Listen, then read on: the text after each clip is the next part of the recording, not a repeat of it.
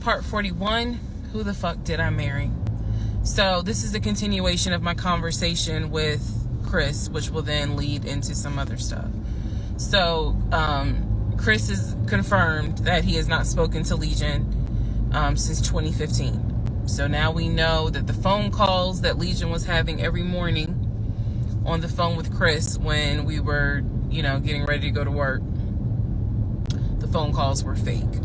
I demonstrated in the last video how I think how he was doing those phone calls.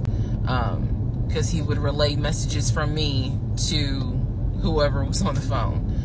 So Chris and I also then talked about their parents. So if you remember in the beginning, I told you from the get-go, this man was, very respectful of law enforcement because his dad was a retired Philadelphia police officer.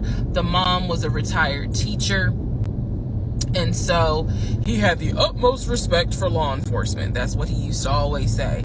Because, again, there's a lot that he lied about. So I'm trying to only highlight the big things because, truthfully, it got to a point where when he would say that as a VP in his company, he had a meeting with the local sheriff. Child, we know that's a lie. So I don't even need to go into detail about that because, again, why? So I told Chris what Legion said about their dad being a retired police officer. And I was explaining how he said the mom was a retired teacher. So Chris listened. Again, very gracious, very nice guy. He listened and he was like, so are you ready for me to tell you what's true and what's not? And at this point, I was already convinced I was going to be drinking heavily that night after this phone call. So I was like, go ahead. All right. So here's what Legion said. Legion said, my dad was a retired police officer with Philadelphia PD. When he retired, he and my mom moved to Augusta. I was there for high school. And they started a church. He took me to that church in Augusta and showed me where the church that they started. The truth. Dad, according to Chris, their dad was nowhere near the church. That man ain't go to church on Easter. He ain't go to church on Christmas. He was like, my dad he ain't stepped foot in the church since the day he got married. That was the last time he went to church. He didn't have nothing to do with church. He said that their father was the furthest thing from a pastor. And he was like, I love my dad, but that man drank, smoked, and he was not a pastor. The mom was not a retired teacher. She did substitute teach at one point, but she was not a retired teacher. The dad was a truck driver. And not only was the dad a truck driver, at one point, he was a correctional officer. And so I said to Chris, I was like, I said I had no idea, of course. I had no idea. So now we know the truth. The dad was never in law enforcement. And I'm not knocking correction officers. I want to make very clear because I know that sometimes people that work in law enforcement feel like, look, when I'm out there patrolling, that is not the same as being a correction officer, and correction officers may feel the same. So I just want to give the distinction between the two. So the dad at one point was a correction officer. However, his primary career was a truck driver. And so the dad would do long hauls. So Chris is explaining, no, he was like, now that's funny. He said, if you knew our dad, you would understand how funny that is to even insinuate that he was a pastor. And so I told him about the church that we went to. He was like, oh, okay. So he took you to a church in Augusta and told you that was our parents' church. He was like, now, our mom used to go to church, every now and then. But he said, our dad ain't been to church since the day he married mom. So the church that Legion took me to and said that his parents started that church, that was not true. So he just took me on a field trip for nothing, basically. So I told him about the weekend, because I did tell Chris where I worked. And that is when Chris said to me, because at the time I worked in a law enforcement agency. And he said to me, now how does that work? He said, because Legion, you know, he done been in trouble a few times.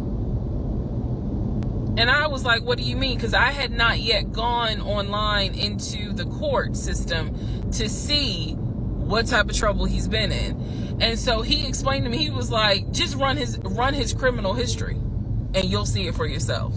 He said, because I don't know all the charges, but run his criminal history. I said, okay. He gave me some homework. I'll run his criminal history. So again, he cleared up a lot of stuff in regards to the family dynamics. He did explain to me that yes, he does have a daughter. He and his ex-wife are divorced. And I said, well, Legion would talk about the niece, meaning Chris's daughter, and would send her stuff for her birthday. And he was like, he said, I'm almost positive my brother never sent anything for my daughter's birthday. And I explained to him, I said, isn't your daughter's name Egypt? He said, no. Who the hell is Egypt? And I said, I was told that was your daughter's name. That's the reason why I'm saying the name on here, because obviously we're about to confirm that's not the daughter. So I said, I was told that's your daughter's name. I said, I went with him to Rack Room Shoes and bought shoes for what I was told was your daughter. And she lived in St. Louis with your ex-wife. He said, no. He said, my daughter and my ex-wife do not live in St. Louis. He said, I don't know who Egypt is. He was like, are you sure it wasn't for a woman? And I said, well, it was kids' shoes. And he was like, no. He said, and I told him, I said, I went to the UPS store, I mailed it, and it, you know, they printed the label with the girl's name on it, and I'm thinking this whole time it's Legion's niece. Chris is like, I don't know who that is. That's not even the name of one of our cousins. So I have no idea, ladies and gentlemen, who my ex-husband was buying girl shoes for and had me sending them telling me it's for his niece. I have no idea.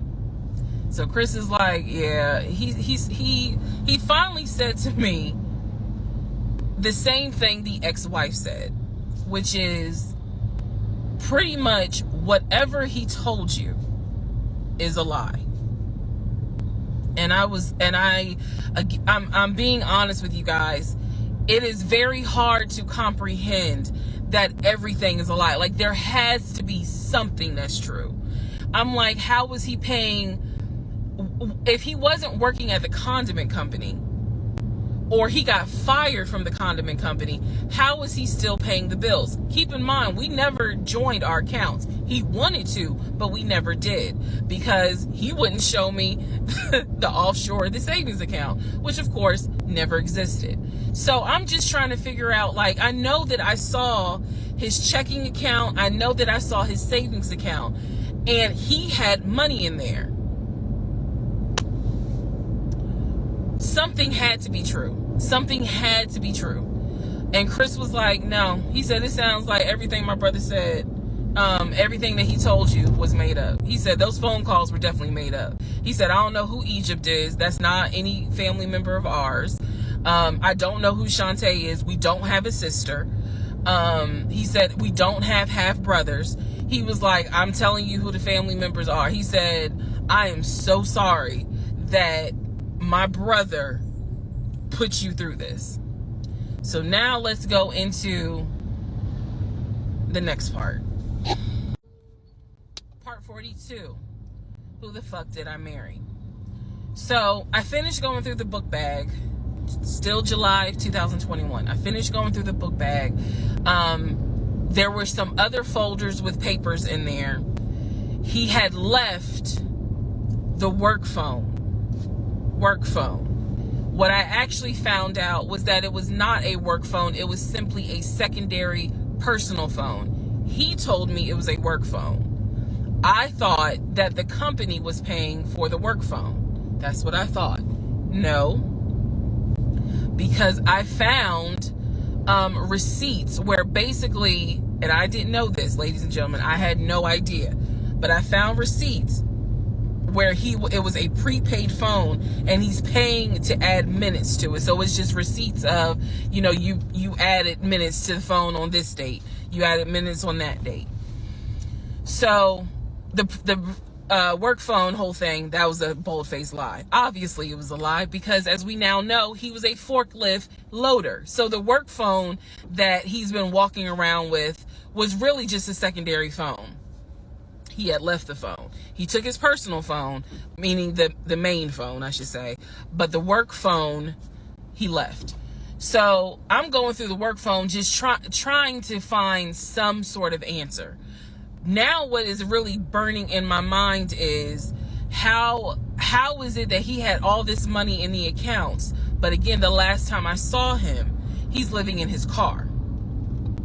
Like, the math is not mathing. I go into not just the photos of the work phone, I go into the deleted folder. So, ladies and gentlemen, if you're going to go through somebody's phone, which I will never do again, but if you're going to go through the phone, don't just go through the text messages and the pictures. Go into the deleted folder, because sometimes you find a gold mine. In this case, I went into the deleted folder of the pictures in the work phone. I keep saying work phones because, again, this is just a secondary phone. It is deactivated. There's no minutes on it. So I go into the deleted pictures, and what I see is what looks like a screenshot of his checking account, the one that I saw with the available balance. Then there's another photo of the screenshot of the savings that he showed me. Now, one of two things it could be. Either one, it's not real and it was pulled offline, or two, he took a screenshot of his own account and saved the photos. So this is when I got introduced to reverse Google image search. I did a reverse Google image search. Sure enough, as you probably have figured out, some of you, because I read it in the comments, what he showed me when he turned his phone around, showing me his available checking account balance, was nothing more than a screenshot that he had found on Google. When he showed me his savings, turned the phone around, because remember, I demonstrated for y'all how he was, and then, turned it around and showed it to me as if he was signing in. When he did that, he was simply showing me a screenshot that he had taken from Google Images. Because when I did a reverse Google image search with those two photos, the checking and the savings, it came right up. It was nothing more than just Google Images. In my phone, I didn't even need this, because again, I already knew that he was not a VP regional manager, but still, for shits and giggles, I did a reverse image search of the charcoal BMW. Remember, I told y'all he had sent me pictures of the company car. Nothing more than a screenshot he had taken off of Google Images. The house that he showed me that he had in San Diego, Google Images. So, what we can now confirm is anything he showed me when he's turning his phone around is nothing more than an image from Google Images at this point. The checking account, the savings account, Google Images. The house, Google Images. The company car, that charcoal gray BMW 5 Series, Google Images. So at this point, I realized, okay, nothing is real. And I wasn't so much in a rage, to be honest with you. I wasn't in a rage then and there, as much as it was, I really truly had a moment where I said to myself, oh my God, what the fuck have I let in my life? Like, this is not even human at this point. That's really how I felt. Like, again, as someone who, I studied psychology, but I didn't graduate with a psychology degree. However, I have never dealt with a pathological liar. I have studied about them, but I have never come into contact with a pathological liar. Because to a compulsive liar, if you ask them, man, why did you lie to me? They probably are going to have a reason. Pathological liars don't have a reason. Like, there's no limit to the lie. So I have now confirmed that at least 70% of everything that I thought I knew is now absolutely not true. Absolutely not true. So in between all of this, I get a phone call from the aunt in Augusta. The aunt in Augusta, who Chris has confirmed is the mother's best friend. She is not their mother's sister or dad's sister. She's the best friend of the deceased mom. She calls me, and this is the one I have met. This is the one that Chris was like, I don't trust that hoe, anyway. So she called because she wanted to know what happened. She wasn't trying to be nosy or messy or anything like that. She's just trying to find out what happened because apparently Legion is trying to come stay with her. So she asked me, sweet lady, but she said, what happened with you guys? And I told her we're getting a divorce. I said, because he lied to me a lot. He lied to me a lot. And so what breaks my heart about the conversation with her is that she said, so whatever happened to the baby? Mind you, we went to Augusta, told her I was pregnant. I thought he told her that I had a miscarriage. He didn't. He never told this woman I had a miscarriage. So she informs me, this is what she tells me. So now we're confirming something else. She tells me that on at least 5 times while I'm at work, Legion was driving to Augusta and telling her that he was going to visit the church of where the parents allegedly the church that the parents started. And I was like, what do you mean he went to Augusta? She said, I've seen him like 4 or 5 times. He's come down here, and each time I've asked him to bring the baby. And I said, what baby? And she said, the baby that y'all had. He told me that y'all had a baby boy. And I said, no, ma'am. I said I had a miscarriage in June of 2020. And she said, oh my God. Oh, she was doing that whole thing.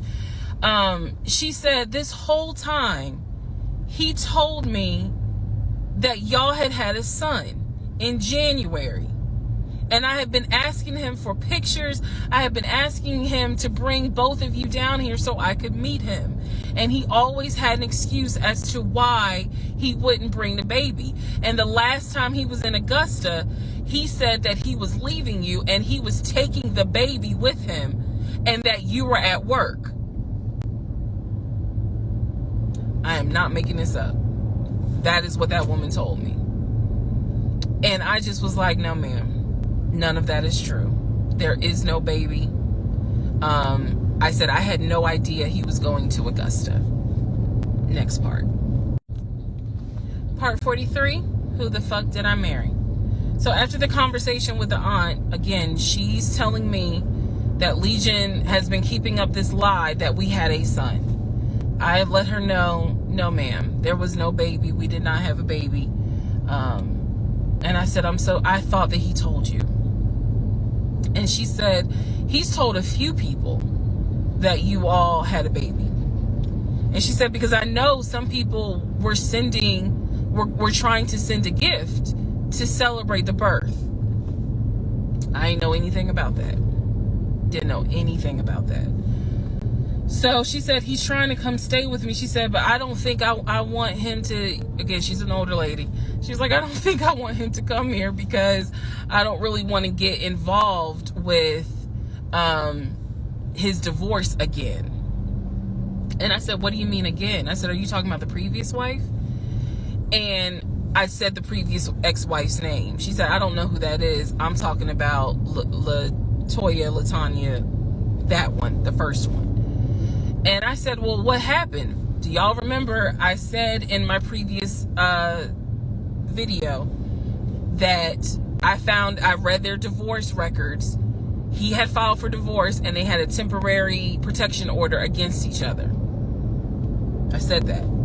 So now the aunt is on the phone saying that she had to go to court and testify on Legion's behalf in regards to the temporary protective order. And I was like, well, what happened? She said they got into a fight with each other. And she slapped him. And I said, well, do you know why they got into a fight? And she said, yeah, apparently he had lied to the wife and it was something major and they got into a physical fight. And she said that woman almost beat his behind. And so he asked the court for a temporary protective order. So now I'm just getting the backstory on how that TPO was even came into play. So I told her, I said, you know, Miss Christie, we'll call her. I said, you don't have to worry about that. I said, we're not, he's already signed the paperwork. We're not fighting. I don't have it in me. I don't. So I said, I'm not going to tell you not to have certain people in your home, but I am going to tell you that I'm just barely kind of discovering exactly what the lies are in regards to Legion. So if you feel comfortable having him in your home, then do it. I said, but I am going forward with this divorce, and once the divorce is final, I will have nothing to do with him. And I said, and I'm so sorry, you know, that he lied to you and kind of pulled at your heartstrings in regards to a baby. I said, there is no baby. So she said, so y'all are really getting a divorce? I said, and I didn't want to cuss to the older ladies, but I said, yes, ma'am, we are. And so we get off the phone. Also during this time, Legion would call me every now and then. Legion had no idea. I've spoken to his ex-wife. I've spoken to his brother. I've spoken to his female cousin. He had no idea. I have now, if we want to go through real quick and talk about what we can confirm. We can confirm that there is no sister. We already knew there was no baby. There was no VP job. Again, he was a temp, and apparently he was making decent money. So what I believe, and this is just what I think off of putting pieces together, I think that he made enough money to pay the household bills, because it wasn't as if the household bills were so expensive. He made enough money to live on his own. But instead of him living on his own, he's living with me. So we can also confirm that when he told me that he was paying his car off and he called the dealership and paid his car off, we can confirm that that's a lie. That story will come up later on. So pretty much at this point, the only thing I know to be true, his name, his date of birth, the secondary social security number that was on my background check, and that he has 2 brothers and the parents are deceased. At this point in time of July 2021, that's all that I was able to confirm that to be true. So later on, Legion calls me. He calls me because he wants some money. He just needs a little bit of money to hold him over till payday. And so we're on the phone. The call, again, I was recording all my calls at the time.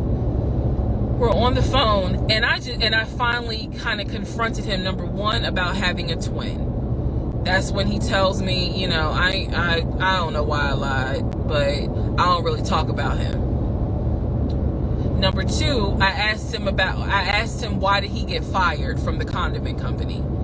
His story is that he got fired because he had helped a truck driver and he was not supposed to. I know it's a lie. Y'all don't even have to tell me. I know it's a lie. Number 3, I asked him, why did you tell your aunt that we had a baby? He claims he never told her that, and that she's old and she didn't know what she was talking about. So then I asked him if he was ever in trouble where he's been arrested. And he said, yeah, I've been arrested as a juvenile, but my father had my record expunged. I said, were you ever arrested as an adult? He said, nah, I ain't never been arrested as an adult. I said, so you never went to weekend jail? He said, no, I don't even know what that is.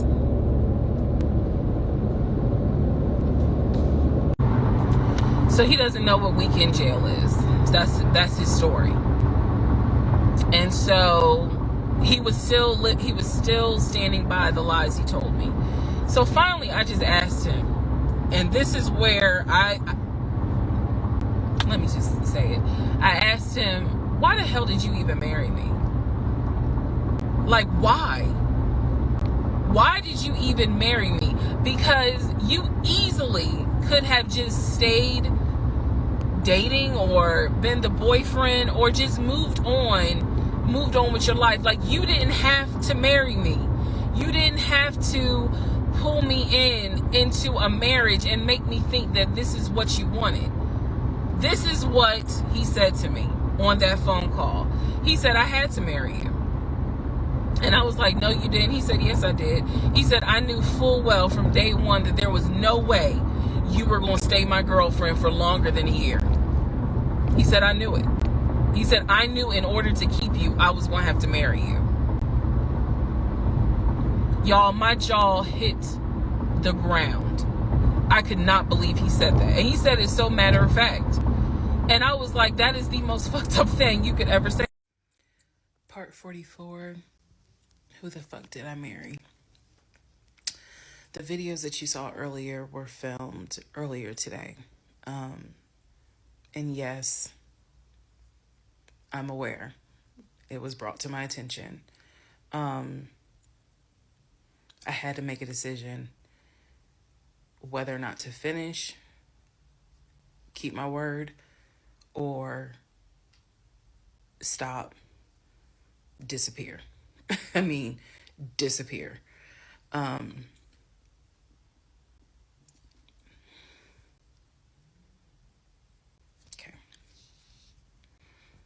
Let's finish. So, first of all, let me say this. It is not easy telling this story. It's entertaining. I know it's gone viral. But it is not easy telling this story. I made a decision to tell this story. I made a decision to share my story, what I went through, in hopes that it helps just one person. But I would be remiss if I didn't tell you all, it is not easy telling this story, to relive it, to face certain things out loud that I had to face internally. Just want to say that. So I will push forward to finish, but today got to me. The toll of this got to me today. So I know that you all are like, we're waiting on the next part. We're waiting on the next part. I appreciate that. And I get it, because if I was in those shoes, I would be waiting too and be like, where is it? So I understand that. But the toll was real today. All right. So with that being said, we are still in July of 2021. I talked to the brother, Chris. I talked to the aunt. I talked to all these people. And now was the time where I had saw the receipts for the weekend jail type thing. So I went ahead and did a search for his criminal history. I ran his criminal history. I did that on my own at home with my money. So this was not, I think someone had asked if I did anything with my job. No, I did not. I know better. So I ran a criminal history, or I paid for a criminal background report. For him to say that he appreciates law enforcement so much, it was obviously a lie, because the criminal history showed that he had been arrested for criminal trespassing. He had been arrested for like suspended license, suspended registration. But the big thing was impersonating an officer. If you don't know anything about impersonating an officer, it is a felony. Period, point blank. As sure as Peachtree runs from Bankhead to Buckhead, it is a felony. So seeing that, seeing what court it was in, I did another open records request for the incident report. I wanted to know exactly what the circumstances were, especially given the fact that I worked in law enforcement at the time. What were the circumstances as to how he was arrested for impersonating an officer? So I did an open records request. I got the incident report, and I'm tired of saying my jaw hit the floor. But on this one, my jaw hit the fucking floor. I respect law enforcement. Again, I was working in an agency with a lot of great men and women. Basically, what the incident report, and I'm paraphrasing it because I don't have it sitting in front of me. Basically, what the incident report shows is that he pretended to be an officer using a badge. I later found out it was the badge that his dad had as a former correction officer. Same last name. So he was pretending to be a police officer at an apartment complex on the south side of Atlanta, and proceeded to tell people that he was an investigator and he was looking for drugs. He also proceeded to try to pat down someone, and then also proceeded to try to go into a woman's apartment and do a search. This is in the incident report. So naturally, the woman who he was trying to get into her apartment to do a search happened to either work with or worked at a local police department. So she just simply called her coworkers or called her homeboys or whatever. And so he was subsequently arrested and subsequently was charged and found guilty. That is what I found in his criminal record report. It is fair to note, had I known that he had a criminal history, we never would have even finished date number 1. Some things I'm just not going to get involved with if I know from the rip. So what does this mean? Again, we've been going over what's the lie, what can you confirm? I can confirm that there was no way that this man ever had a passport to take me to London. When he claimed that he was voting in the election, there's no way that he did, because he tried to tell me that he was still a registered voter in California and that he did it online. I knew it was a lie, but again, at this point in July, I'm able to confirm that, yeah, you never had a passport. You never voted. The small things that mean something to me, he never did it. He wasn't eligible to. So now I know that not only have you, yes, been arrested. Now, what happened as a juvenile, I don't care. But you have been arrested. You have done some sort of time.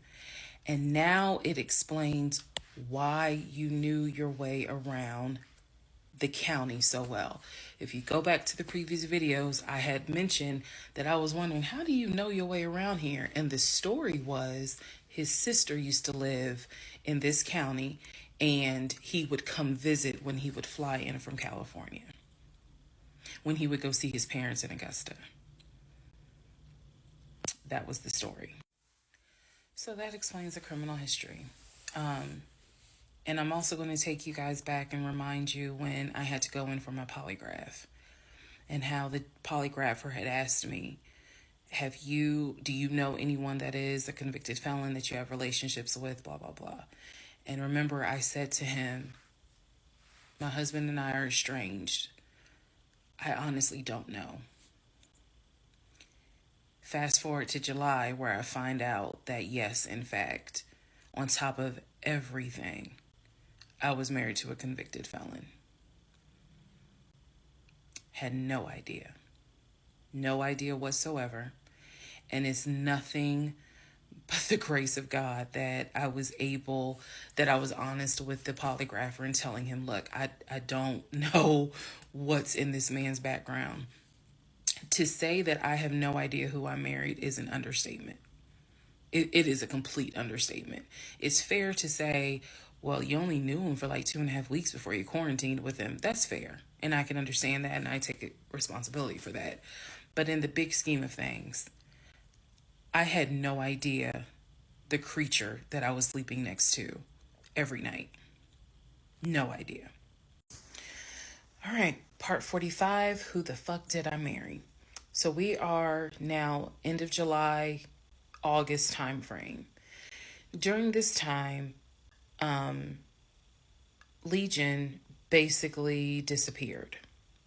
Remember, I'm still waiting on the final divorce decree to come up. I'm actually waiting for the 30 days to be up so I can file the divorce settlement form.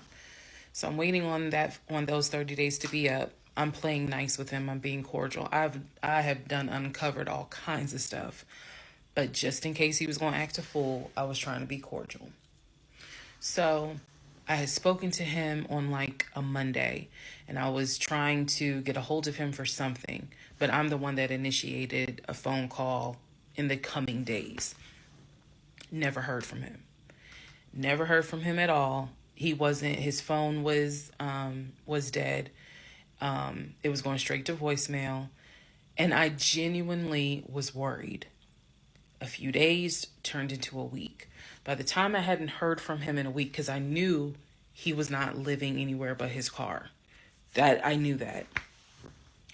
So this is what happened, y'all. I first reached out on Facebook. Remember, even though he has told me that he had all these siblings, we know he didn't have all these siblings. But remember, I told y'all I had met the brother in Augusta, and I had met the brother in Baltimore. These are people I've met. The brother in Baltimore I talked to on FaceTime. The brother in Augusta I've actually physically met, hugged, shake hands, all that. So I reached out on Facebook to people that I remember him talking about all the time. The friend Omar, the brother in Augusta, the brother in Baltimore, another cousin in Augusta. I was doing a search for these people's names, just like, hey, have you heard from Legion? The brother in Augusta told me, no, I haven't heard from him. I've been trying to reach him, but the phone's going straight to voicemail. I knew he was living in his car. So my brain was doing everything it could not to go on the deep end. I reached out on Facebook to the brother in Baltimore. And I said, hey, gave him my name. And I said, have you heard from Legion? Now, mind you, the brother in Baltimore and him have talked on speakerphone. I guess it's important that I make that distinction. They have talked on speakerphone. So I know that they have talked at least in 2020. So I said to him, again, according to Legion, they talk all the time. But I have heard them on the phone in 2020. So I said, have you talked to him? The brother from Baltimore informs me, no, I ain't talked to him. He owes me money. So I ain't got nothing to say to him. And I said, wait a second, like, he was telling me that y'all are brothers. He was like, man, he's like a brother. But I don't fuck with it. I don't fuck with him because he owes me money. So they had not spoken. This is now July 2021. They had not spoken in well over 6 months. So all the phone calls, this is what it means, guys. All the phone calls that he had with the brother in Baltimore in 2021 were not real. Then I reached out to the Omar guy. And I remember the story is that he and him known each other's years since California, worked together at the condiment company. I reached out to Omar and said, have you heard from Legion by any chance? Explained who I was. He responds with, and I'll never forget it, he responds with, no, I have not heard from him. I have absolutely no contact with him whatsoever. We are not friends, and I would appreciate if you do not reach out to me again about him. The stories I was told was that this dude is supposedly his best friend. Shocking moment. So they had not spoken in years. They're not cool. He does not fool with him. Okay. Went on to the next person, a female cousin I had met. She said, no, I have not heard from him. Why would I hear from him? We don't really talk. Like, I think she was genuinely weirded out by the fact that I'm reaching out to her out of the blue, asking, hey, by any chance, have you talked to my soon-to-be ex-husband? So what I discovered because he ended up being gone for 2 weeks. What I discovered in those 2 weeks, let me be very clear with the statement I'm getting ready to make. I reached out to every person I know who apparently has had some form of relationship with him. Either he said that they were friends, they talked on the phone, he said they hung out. The brother in Baltimore, I was told, had been to the house while I was at work. Brother in Baltimore said, no, that never happened. I've never been to your house. All these people knew that Legion was a liar. And I think that they all felt bad, with the exception of the Omar guy, felt bad that I was kind of just discovering what they've known for years. In those 2 weeks, I found out every single person I reached out to, not a single one of them gave a shit if that man was dead or alive. All of them had the attitude, some even said it, no, I haven't heard from him. I don't care to hear from him.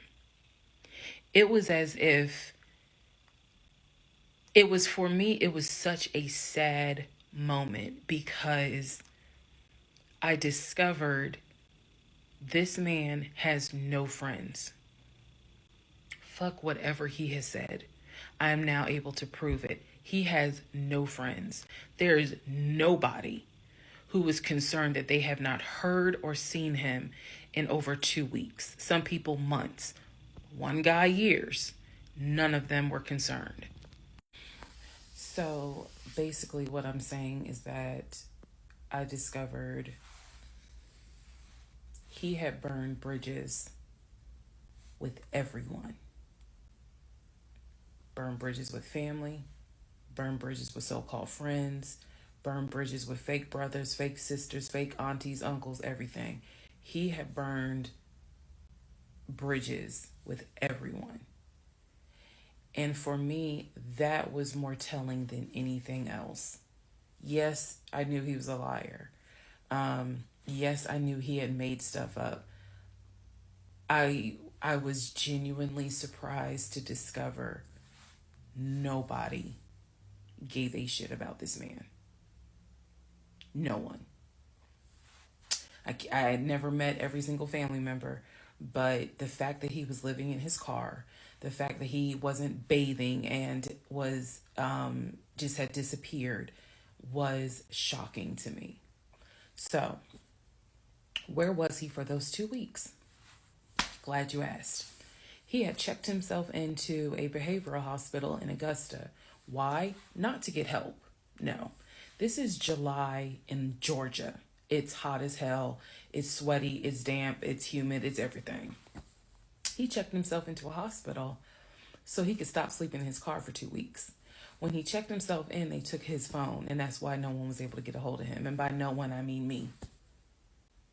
He checked himself into a hospital so that he could have a bed for a couple of weeks. That's the type of human being that I was dealing with. Part 46. Who the fuck did I marry? So after the whole missing in action debacle where he disappeared for a couple of weeks, Legion started calling and texting me, telling me that he was ready to come home. Yes, you heard that correct. So apparently someone had told him that legally he did not have to leave the house when I kicked him out because it was a marital home and he had just as much right to be there as I did. So he started harassing and calling the shit out of me. He was calling, 30 times in 1 hour. He was Facebook Messenger calling me. Let me be clear. Facebook Messenger calling me. He was calling me so much. He was messaging me saying, I'm coming home. I'm going to get some money and drive up from Augusta. You have to let me in the house. It's not fair what you're doing. All this other bullshit. It was non-stop. He would start calling at 7 o'clock in the morning. He would not stop calling until 10 o'clock at night. He was calling so much, leaving messages, like I said, just straight up harassing me. So I reached out to attorney friends. I reached out to local law enforcement. Local law enforcement informed me, well, technically he's right because he is still legally your husband. Our divorce had not been finalized at this point. The paperwork had been sent in. I was just waiting on the judge to give me her signature, but it hadn't happened yet. So the local law enforcement did tell me if he comes back, our officers would have to let him in the house. You don't have to stay there. They gave me different options. I was trying everything in the book because he is saying I'm coming back to the house. I told him, do not come. You were not welcome. I'm not letting you in the house. Again, the locks had been changed. The code had been changed. So I told him, if you come to this house, step foot on this property, I'm calling the police and getting you arrested for trespassing. You should know about that. He was adamant. He was adamant that he was allowed back in the home. He didn't know the conversations I had with local law enforcement, but somebody was in his ear telling him, nah, you can go home because she's not allowed to kick you out. Okay. So I didn't know when he was scheduled to come because he was trying to get the money for the gas to get back to Clayton County. I tried everything I could. Basically, what my options were simple. Let him in the home, and I can stay in the home, put him in a room, just have no dealings with him. But again, I don't want to be under the same roof with him. This is what the local police told me. I could have an officer go room to room and let his body cam film the room to see the condition of the house. And if Legion showed up, I would leave the house. I can go to a family member's home and stay there. This is literally in August, right before my lease is up. So I was already moving. I had already secured another home, did exactly what I said I was going to do, moving to Cobb County. So I just needed a couple of weeks before I vacate the home. So the other option was, again, have the officer film the home with the body camera. That way it shows what the condition of the home is at the time that he moved in. So if anything gets messed up, I can sue him. What am I going to sue him for? But nevertheless, or the third option is I can stay there with him, make life miserable. So my plan was the option of have them film the home. I was not staying in the same house with him. I didn't care.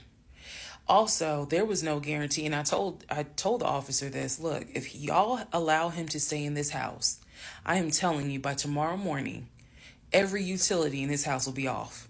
He will have no running water. He will have no air condition. This place will feel like a sauna.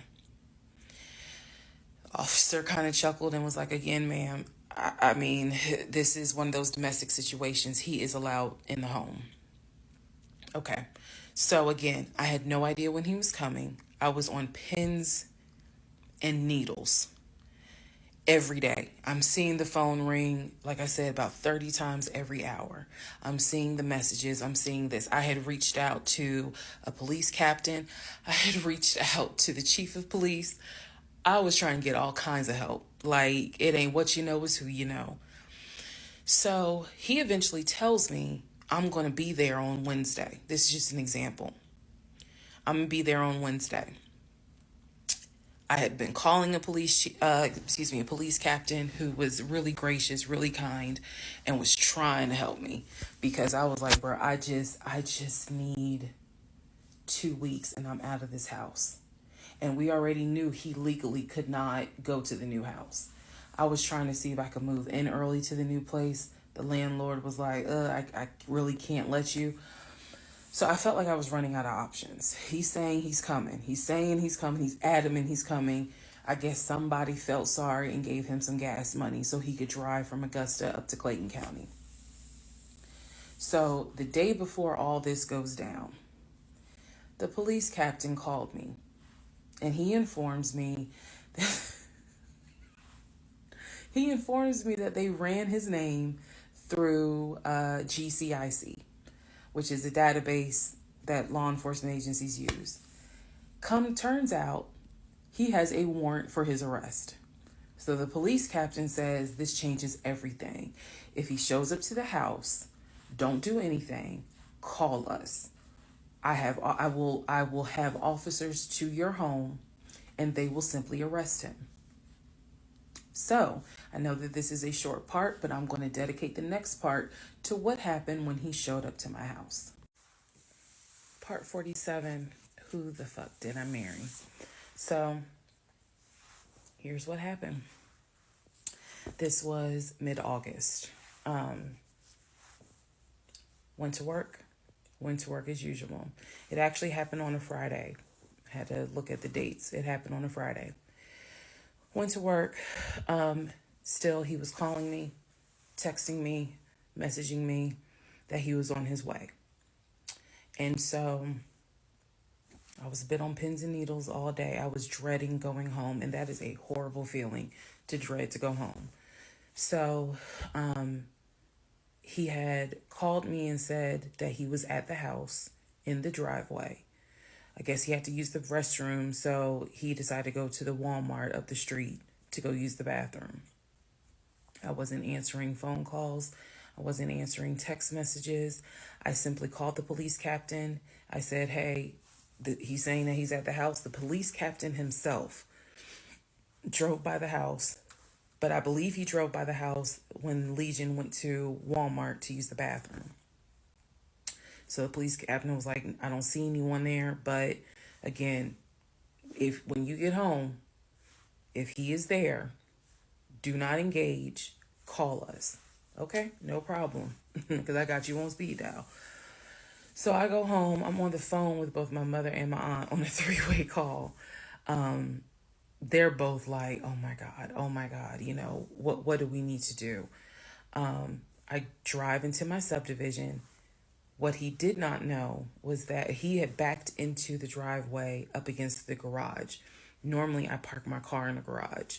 But what he didn't know was that at the time, I was driving a fleet car. So I wasn't even in my normal car. And I know that he was waiting to see my car, the Nissan Altima that he helped get, pull in to the subdivision and then pull in towards my townhome. That didn't happen. Because I'm in a different car, he didn't recognize it. So when I turned onto my street, as sure as it is hot in Georgia in the summer, that man was sitting in the driveway in his Ford Taurus. Okay?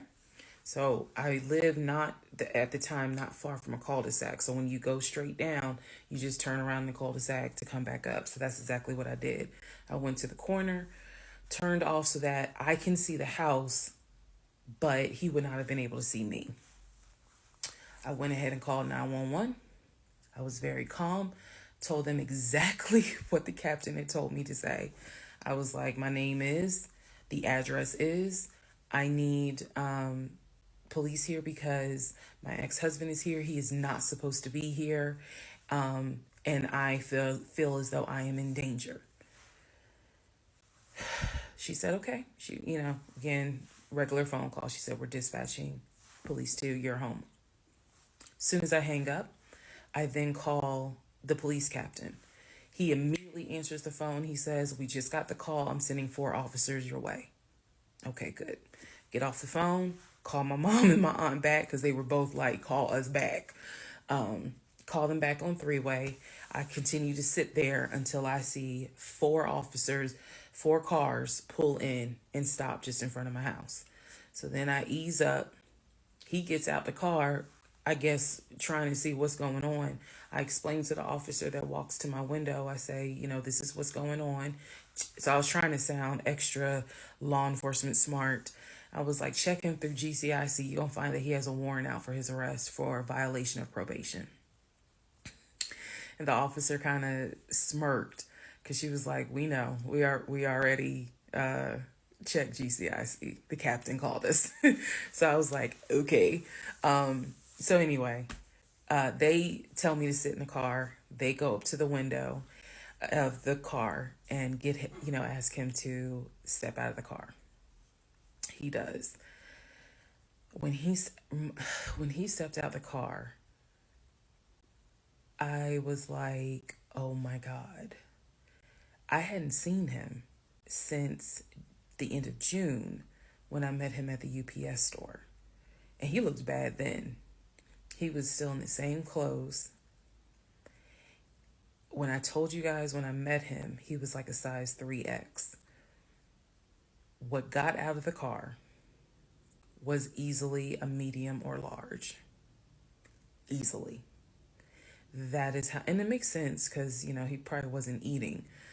Except for somebody gave him $6 for chicken nuggets. But what got out of the car was something I didn't even recognize. So he gets out of the car, they arrest him. There was no incident or anything like that. He was arrested peacefully. They put him in the back seat.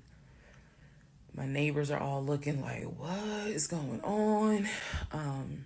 And so the officer comes up to me and she said, he's asking to speak to you. Do you want to speak to him? I said, yeah. So she walks with me. Keep in mind, she's wearing a body cam. So she walks with me to the window. They put the window down. And I remember looking at him. I was like, I told you not to come. And he said, I just wanted to get my stuff. I just wanted to get the TV. I said, what TV? The TV that you gave me in the divorce? And he was like, yeah, that TV. And I said, it's mine. You gave it to me. I have the fucking text messages proving that you gave me the TV. And I'm trying not to scream because the neighbors are all watching. And he was like, I know. I just needed my stuff. I'm sorry. I'll never bother you again. I'm sorry. And so I look at the officer and I was like, you have me out here with 4 fucking police cars. You have embarrassed me to no end. You have made a fool of me. And you got the audacity to now be like, I'm sorry. I'm like, fuck, you're sorry. So the officer was kind of like, okay. I said, I never want to see you again. He was like, you won't. I'm sorry. I'm so sorry. So I walk off. The officer is like going through the stuff that was in his wallet. They took it out and put it on the roof of the car. So the stuff that was in his pants, like his wallet, his keys, they put it on the roof of the car when they had him get out the car. And so she's just like, I said, did you catch all that on body cam? And she said, yeah. I said, he gave me the TV. And she said, yeah. She's like, we're going to take him in and we'll have somebody look at him, because in her words, she said he's definitely having a mental episode right now in the back seat. And I just shrugged and I was just like, Mike, I just said, I just want to be done with him. I just want to be done. And so she was like, I understand. I totally get it. So his car is in my driveway.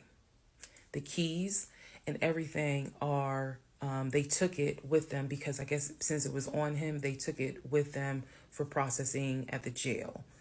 I think that's how that works, because I didn't see the wallet or the keys afterwards.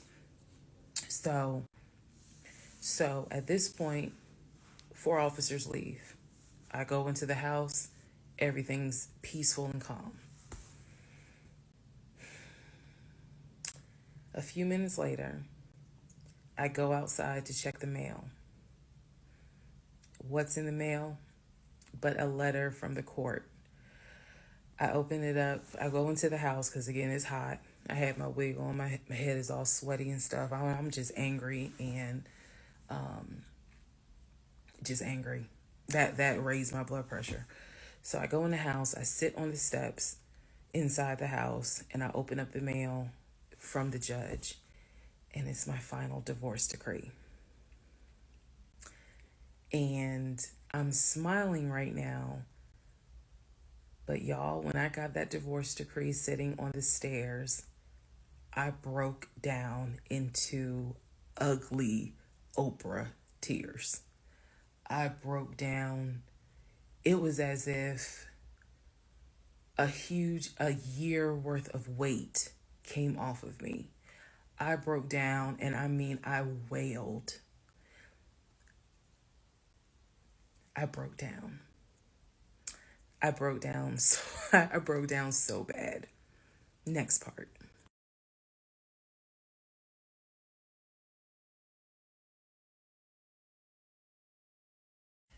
All right, part 48. Who the fuck did I marry?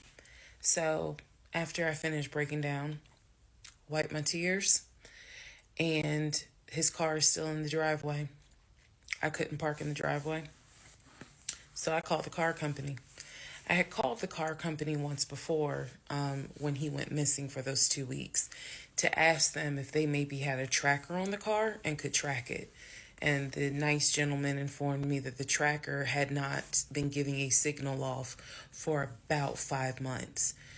So he wouldn't really give me details on the car, but obviously the car payment was not being made on that car. It had not been made on that car for quite some time. So he and I split in June, but apparently the car payment wasn't made long before June. Can't speak to that, but he still had the car. So, called the car company. I told them, I understand that y'all are looking for this Ford Taurus. And the lady said, yes, or you can make a payment. I said, no, y'all can come get it. Here's the address. When do y'all want to get it? And she said, well, I can have a driver come get it tomorrow morning. I said, no problem. That car will be ready for you to get it tomorrow morning. And so the car was repossessed out of my driveway the next morning, Saturday. The driver was there about 7 o'clock in the morning. He had the master key for the car, cranked it up, drove it, put it on the tow truck, and left. Here's what that now means. When Legion left my house in June, he left with 2 bags of clothes. Everything else was in my house. At the end of July, or towards the end of July, everything that he had left in my house had been donated to the domestic violence shelter, which means that the only thing that Legion had were the clothes that he had taken with him in the car. When he got arrested in my driveway, all of his clothes were still in the car.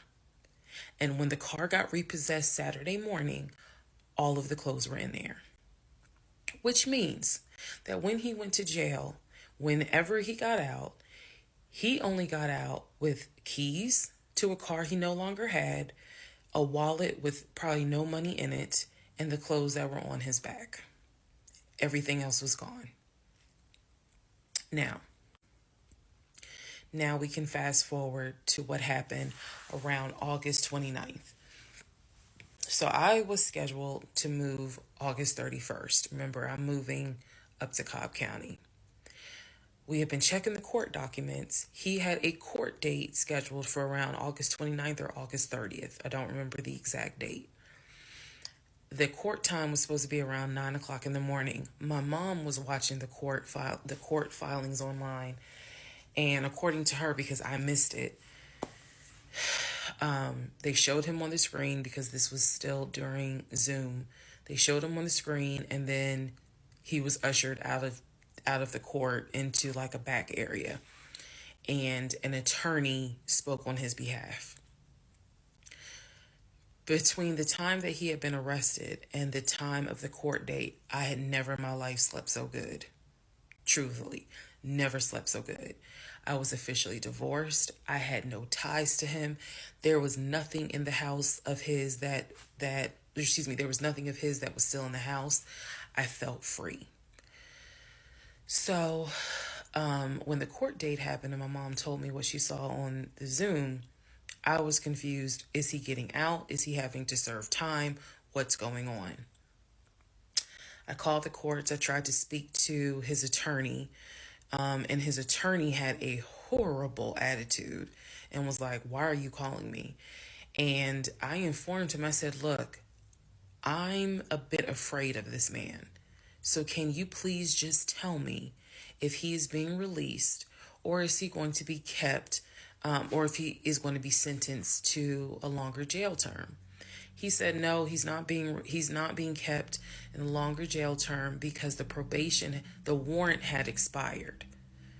So when the police arrested him, yes, it was a valid arrest, but the warrant had expired. So I believe the warrant had expired like 6 months earlier, but of course it wasn't put in the system. Which means that if the court date is August 29th, he's going to be released August 29th or August 30th. I'm moving August 31st. So my mom was just like, please just spend the night at your aunt's house. Like, just spend the night at your aunt's house, then go back to the house during the day. The movers will be there, and then just move. So that's exactly what I did, because there was concern that he would get out of jail angry and catch an Uber with no money and come back to the house, either for retaliation or because he's just in a fucking manic mode. And so that's where he went. I really didn't want to take any chances. It's just that simple. I did not want to take any chances. I knew that at that point, legally, the law's on my side. Y'all are divorced. You have no reason to be at this home. I knew that that's what the police would say. But I wasn't 100% sure, because truthfully speaking, I did not know this man. We can make all the jokes we want. I did not know this man. I thought I knew him, but you never really know a pathological liar. So, needless to say, he got released August 30th. I went to my aunt's house for the night. August 31st, I went back to the house. The movers were there. They packed me up, and we got out of there so quick. I think they packed me up in about 2 hours. I honestly told them, there is extra money in this if you guys can get me packed up, meaning loaded up onto the truck, because everything was packed. But I explained to them, this is a domestic situation. I need you guys to move quickly. When I moved out of that house on August 31st, anything that Legion touched, I got rid of. I sold the furniture. I sold dining room tables.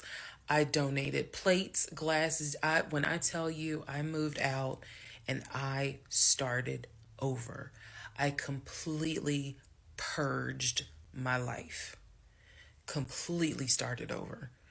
I mean, I was not willing to take a single item into my new home that reminded me of him. From the dishes in the kitchen to the towels in the linen closet. When I tell you Amazon and Ross were my best friends, I mean they were my best friends, because I could not fathom moving into a new home, a new space, with anything that reminded me of him. I sold the bed, got a new bed. If he had bought me clothes, I got rid of them.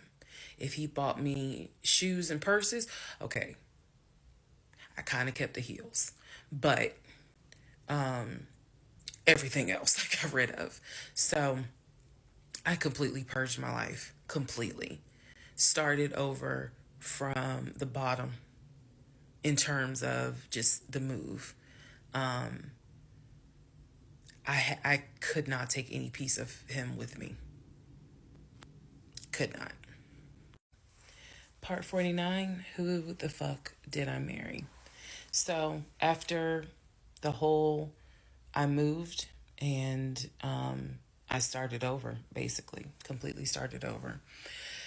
So there was a period of time where different people had reached out to me, people who knew him. Apparently, he was still trying to find a couch to sleep on.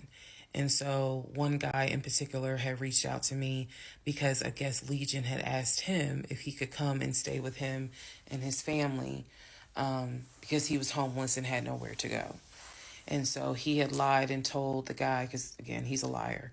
So he had lied and told the guy that, I had kicked him out. We're divorced. I had taken all his money. And so that's why he's homeless. So the gentleman simply was reaching out to me on Facebook to confirm what is actually true. And he and I talked, because he ended up calling me. He and I talked for a while.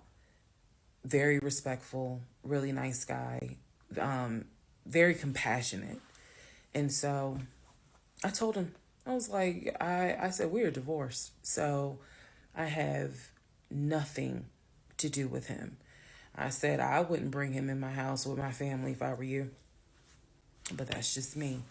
And so the guy was like, lady, he didn't say lady, but he was like, lady, you dodged a bullet.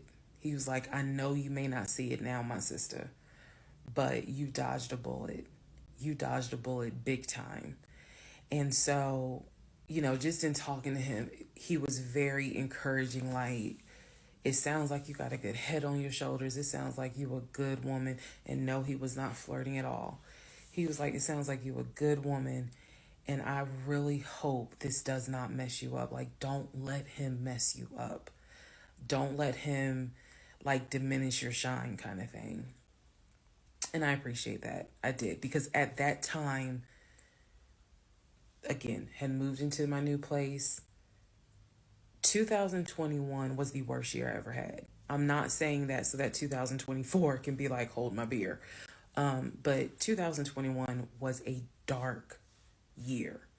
Started out married, end of the year divorced, end of the year with COVID and divorced. And that period of time, that August, September time, I felt like I was just walking around like a numb woman. I didn't know if I was coming or going. I didn't know what to do, because I felt like I had just been through hell. And it was a period of time where I had to sit down and I had to really, really deal with some stuff that I just simply was not ready to deal with. Things that I had to come to grips with that I really wasn't ready to come to grips with. So fast forward all this time, get to December of 2021. Yes, this is where the story does end. Get to December of 2021. I am out sick with COVID. I'm not at work. I get a phone call from my coworker telling me that Legion has called our job looking for me and was trying to get information on how to reach me. Yes, I had already changed my number. Again, I had already moved, but he knew where I worked. So apparently he had called trying to find me, and the person that answered the phone was like, we're not going to give you that information. So he said, well, can you ask her to give me a call? I'm just trying to get a hold of her so I can get my stuff. The stuff he's talking about are those tote bags from July. So he was calling. And it was a problem. He was trying to reach out to me on Facebook. He was trying to reach out to family members on Facebook, trying to get me to call him so that he could make arrangements to come get his stuff. The devil is a lie. So My friend Tracy, who came to my rescue again, my friend Tracy was like, okay, here's what you're going to do. She said, you're going to send him a message and you are going to say these exact words. I sent him a text message. She said, and she told me, you're going to send a text message because it's going to be time stamped. And basically the text message says, I do not have your stuff. I did not have your stuff. I have nothing that belongs to you. If you continue to, you are disrupting the work of my job by calling and asking for me. We have no contact with each other. I will send you a copy of the divorce decree that shows whatever is in your possession you own and whatever is in my possession I own. If you contact me directly or indirectly ever again, I will get a restraining order on you. Now, for those of you who are watching this in 2024, and you're probably like, wow, she's dramatic. Please understand that what I just said, I meant. I mean that. If you ever try to contact me directly or indirectly, I will get a restraining order. I have it in writing. I've always had it in writing. And if I need to rewrite it again in 2024, I will, because the boundaries still stand. And that, ladies and gentlemen, is the last time I had any contact whatsoever with my pathologically lying ex-husband. Part 50, who the fuck did I marry? So, the aftermath. There are some realizations I had to come to after the divorce and everything had passed. One, Legion never loved me. He never loved me. He doesn't love himself, so I know he didn't love me. Number two, he didn't even like me. He watched me get excited about things that he knew I was not going to get. And not even just the possession stuff. Like, of course, we know I was excited to be the woman whose husband is like, I'm taking my wife to London. I was excited to be the woman whose husband was like, yeah, I bought my wife a brand new BMW X5. You have to understand, as all the jokes that we make about the BMW, it was the time and effort that he spent in taking me to dealerships and being sure to put me in the car and test drive the car and, you know, oh, I can see you in this. I like this for you. It seems safe. It was the effort to really make me believe that he was going to get this just for him to fuck with me. The effort in taking me to all these homes, to see my face light up as a woman who grew up on welfare, to be able to walk into these 4 and 5 bedroom homes, knowing that he didn't have any money to buy it. Imagine if he had just been honest and said, hey, I like in my free time to go to open houses and just see how the other people live. Imagine if he had just said that versus wasting not only my time, but the wasting the time of the realtors who did nothing wrong. There's a level of cruelty to my ex-husband that I had never experienced before. And God knows, I pray I never experience it again. That's the word that comes to mind when I think of him. He is cruel. And it wasn't just me, he did it to the ex-wife. So, do I trust? No. I trust the people who were in my life before him. If we were friends or if we were in a relationship or whatever and I knew you before him, I trust you explicitly. But if you're somebody I just met, I don't trust you. I don't. There's no point in me getting on here and saying and making it seem like, oh, I'm so strong, I'm so brave. I struggle big time. Because on one hand, I want to like someone. On the other hand, I'm immediately thinking, what if it's a repeat? And I'm going to be honest with y'all, I can't go through that again. I can't. Every single thing in our relationship was a lie. It took me a while to realize every single day this man lied to me. Every single day he lied to me. Every conversation he had was a lie. I will never know how much he lied to me.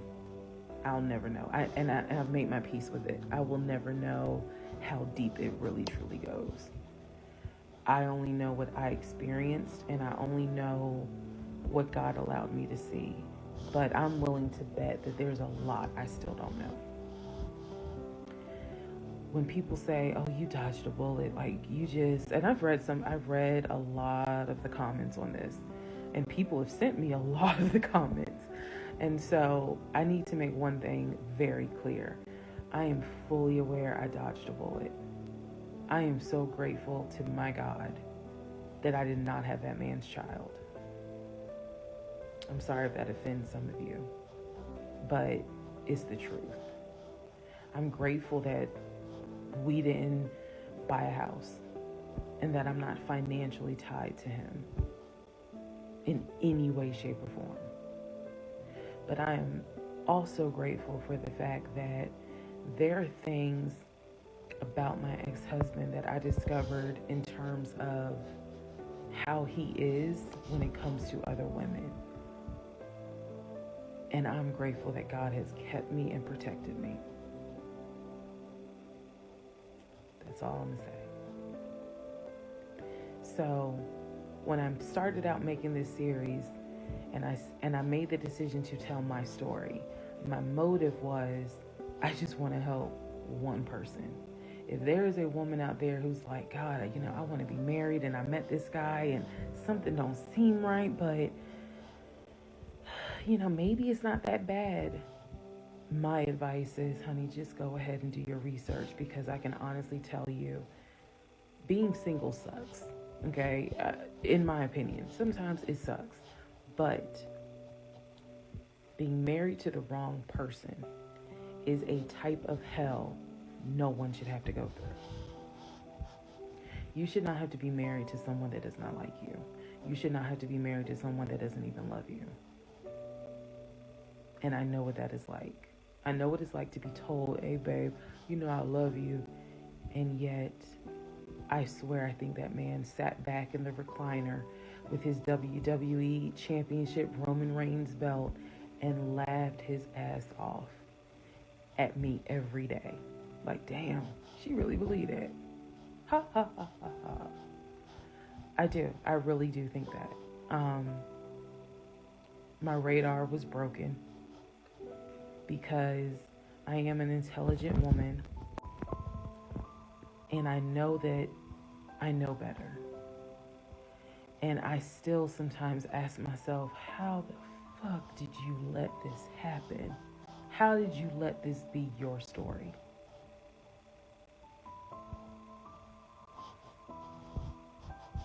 All because at the time I wanted it to be my turn. And I hoped it was my turn. And when people say, well, what do you mean by that? I just meant, we all see it, whether it's social media or real life, we all see where the woman she done been through some stuff, but she finally met someone who appreciates, loves, and respects her. And it is a beautiful thing. I had hoped that when I met him, it was my turn for that. And instead of being obedient, I wanted to be right, and I wanted to do what I wanted to do. And the cost of that decision was heavy. The toll of reliving this whole scenario was heavy. It was. I'm almost surprised at how hard it was to actually finish this playlist. Not because I couldn't remember stuff. I probably remember way more details than what I actually put out. But it's just the fact that it's like I'm reminding myself, how did you let this happen? So, therapy is real. Therapy helps.